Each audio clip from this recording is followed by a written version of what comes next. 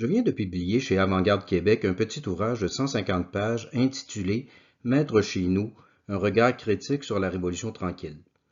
Après avoir rappelé les principaux événements des années 1960, je traite de la réforme de l'éducation, du rôle déterminant du cardinal Léger, du mythe de la grève d'asbestos et de la légende noire du clérico-natalisme. Je termine par un chapitre sur les intellectuels qui se sont opposés, courageusement mais sans succès, au virage à gauche de la société québécoise. En définitive, aucun des objectifs de la Révolution tranquille n'a été atteint. Le Québec n'est pas devenu souverain, ni plus autonome dans la Fédération canadienne. Son écart économique avec l'Ontario s'est accru. La bourgeoisie d'affaires francophone a été balayée par la mondialisation des marchés. La langue française est en recul. La jeunesse est déboussolée et déprimée. La nationalité française d'Amérique est aujourd'hui plus menacée de disparition qu'elle ne l'était en 1760. Et pourtant, le miracle de la survivance canadienne-française pourrait encore se poursuivre. Si la renaissance de la foi catholique et de la culture française classique sur les rives du Saint-Laurent paraît aujourd'hui impossible, commençons par restaurer notre identité nationale en nous-mêmes, dans chacune de nos âmes. Nous pourrons alors dire, comme Lionel Groulx, « Nous sommes du côté des vivants, vous êtes du côté des morts. » Maître chez nous, c'est le slogan que l'on associe à la Révolution tranquille. Mais les Québécois sont-ils davantage maîtres de leur vie politique, économique et culturelle depuis qu'ils ont rejeté leur identité nationale traditionnelle, fondée sur l'union de la langue française et de la foi catholique? On peut en douter à la lumière de l'état du Québec contemporain, et c'est pourquoi nous invitons nos lecteurs à porter un regard plus critique sur les années 1960. En réalité, les historiens professionnels ont commencé à déconstruire le mythe de la Révolution tranquille et son revers de médaille, le mythe de la Grande Noirceur, dès les années 1980. Tout le monde reconnaît maintenant que le Québec n'est pas né en 1960 et que Maurice Duplessis n'était pas un dictateur. Pourtant, le mythe perdure dans la mémoire des Québécois et il n'est pas près de s'effacer. Regardons plutôt du côté des historiens universitaires qui connaissent bien, eux aussi, les bornes à ne pas dépasser. L'historiographie récente est riche en érudition, mais pauvre en analyse. Les historiens présentent tous les faits qui permettent de conclure que le Québec de Duplessis était en bien meilleure santé que le Québec de François Legault, et même que le Québec de René Lévesque. Mais ils n'osent pas le dire, sinon à demi-mot, par crainte de passer pour réactionnaire, d'être classé à l'extrême droite. Moi j'ose le dire, car je n'enseigne pas à l'université. Je suis un intellectuel libre et anticonformiste. Je n'ai jamais eu peur des étiquettes infamantes. Je suis un nationaliste ethnique à la Groulx, un antidémocrate à la Maurras et un catholique intégriste à la Saint-Pédis.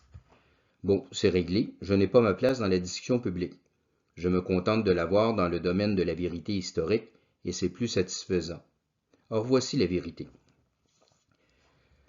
Au temps de Maurice Duplessis, la nation canadienne-française était en plein essor. L'autonomisme provincial nous acheminait vers la souveraineté, l'économie était prospère, les taxes et la bureaucratie étaient légères, les emplois étaient stables et bien rémunérés, puisqu'une famille de 5 ou 6 personnes pouvait vivre avec un seul salaire, la démographie était dynamique, l'instruction se répandait rapidement, les arts et les lettres s'épanouissaient comme jamais auparavant, les mariages étaient stables, les parents transmettaient des valeurs à leurs enfants, la foi chrétienne donnait un sens à la vie, on envisageait l'avenir avec optimisme, et les Canadiens de Montréal gagnaient la Coupe Stanley.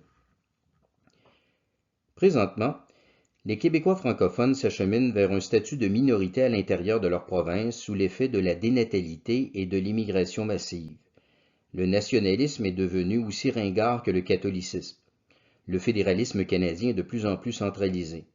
L'étatisme paralyse tout, les systèmes d'éducation et de santé s'effondrent, le niveau de vie diminue, les familles sont éclatées, l'analphabétisme est en remontée, la jeunesse n'a plus ni valeur spirituelle, ni repère culturel, l'informatique nous déshumanise, tout le monde est déprimé et plus personne ne s'intéresse au hockey. C'est beau la modernité, une chance qu'on n'est plus au temps de la Grande Noirceur. Comment sommes-nous arrivés là? Bien sûr, ce n'est pas un phénomène strictement québécois. Toutes les nations occidentales sont dans le même état de décrépitude. L'explication ne se trouve donc pas seulement dans la Révolution tranquille. Les Américains ont connu à peu près la même chose avec la contre-culture des années 1960 et les Français avec mai 68. Il faut donc trouver une cause plus profonde et plus universelle. Elle est claire. Le déclin de la civilisation occidentale provient du Concile Vatican II. Quand l'Église catholique s'effondre, les sociétés protestantes elles-mêmes s'effondrent et les sociétés non chrétiennes finiront par suivre. La Révolution tranquille, c'est tout simplement la réception du Concile Vatican II au Québec. Ce fut une révolution en soutane, programmée d'en haut. Pour la comprendre, il faut regarder du côté de Rome bien plus que de Montréal. Mais le statut semi-colonial du Québec lui a donné une coloration particulière. Vatican II, c'est la protestantisation du catholicisme. Chez nous, cela signifiait le triomphe culturel du colonisateur anglo-saxon. En se décatholicisant, les Canadiens français sont devenus des Américains francophones. La Révolution tranquille a réalisé le projet de Lord Durham, donner aux pauvres Canadiens français rétrogrades un caractère anglais pour leur permettre de participer pleinement au progrès économique et social d'un continent anglais. N'était-ce pas également le programme des modernisateurs de 1960, rattraper le retard du Québec sur le reste de l'Amérique du Nord? Et quelle était la cause de ce prétendu retard? La religion catholique, évidemment.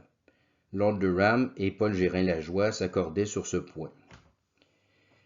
Voilà pourquoi les historiens n'osent pas trop condamner la Révolution tranquille. Ils peuvent défendre le nationalisme et le capitalisme de Maurice Duplessis, mais pas son catholicisme.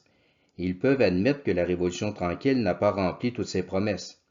Mais ils ne peuvent pas aller jusqu'à dire que l'ancien régime était supérieur au nouveau régime, puisqu'ils devraient alors réhabiliter non seulement le Québec de Maurice Duplessis, mais également l'Église de Pie XII. Et ça, il n'en est pas question.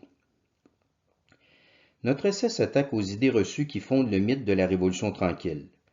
Non, le Québec de 1960 n'avait pas besoin d'être modernisé car il était déjà au diapason de l'Amérique du Nord. La réforme de l'éducation a été une catastrophe. Les libéraux n'ont pas fait disparaître le patronage. La nationalisation de l'hydroélectricité n'a pas nécessairement été une bonne chose. Le nationalisme civique, la québécitude, a dénaturé et finalement affaibli l'indépendantisme. L'État-providence n'a pas vaincu la pauvreté ni favorisé la prospérité.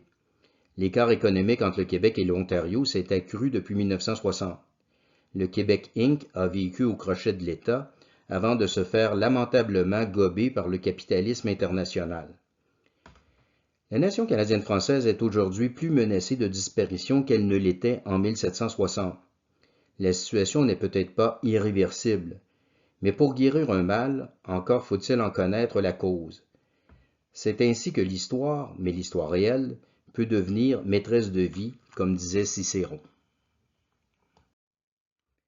Vous pouvez commander mon ouvrage en ligne sur le site de la maison d'édition Avant-Garde Québec. Salutations patriotiques et union de prière.